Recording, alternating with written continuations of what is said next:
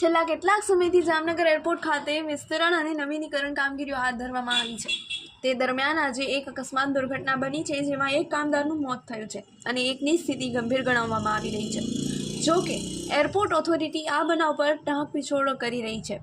Airport authority ઈચ્છે છે કે આ અંગેની કોઈ જ વિગતો બહાર ન આવે, કેમ કે આ અકસ્માત ઓથોરિટીની બેદરકારીને પરિણામે સર્જાયો હોવાનું જાણવા મળે છે। કોઈપણ સ્થળે બાંધકામ, નિર્માણ કે અન્ય કોઈ વિસ્તરણ અથવા નવીનીકરણની કામગીરીઓ ચાલી રહી હોય ત્યારે સંબંધિત વિભાગે તથા વિભાગના વડાએ કામદારો સહિતના સૌની સલામતી અને સુરક્ષાના ચાપતા પગલાઓ લેવા અનિવાર્ય હોય છે।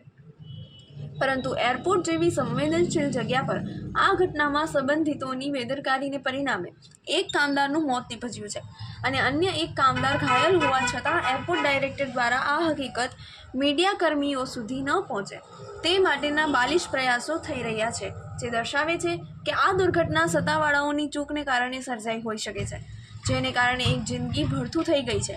આજે સવારે એરપોર્ટ નજીકના વિસ્તારમાં આ કામગીરીઓ ચાલી રહી હતી ત્યારે કોન્ટ્રાક્ટરનો એક કામદાર હાઈ ટેન્શન વીજ લાઇનના સંપર્કમાં આવી જતા આ કામદાર ઘટના સ્થળે જ સંપૂર્ણ સળગી ઉઠ્યો હતો, જેને પરિણામે સમગ્ર એરપોર્ટ સંકુલમાં દોડધામ મચી ગઈ હતી।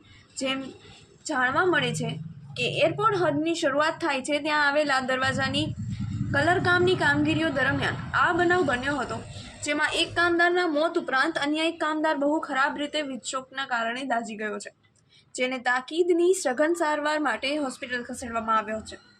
આ દુર્ઘટનાની જાણ થતાં ફાયર બ્રિગેડની ટુકડી તથા એરપોર્ટ પોલીસ વગેરે ઘટના સ્થળે દોડી ગયા હતા અને સમગ્ર એરપોર્ટ સંકુલમાં અફડાતફડીનો માહોલ સર્જાયો હતો।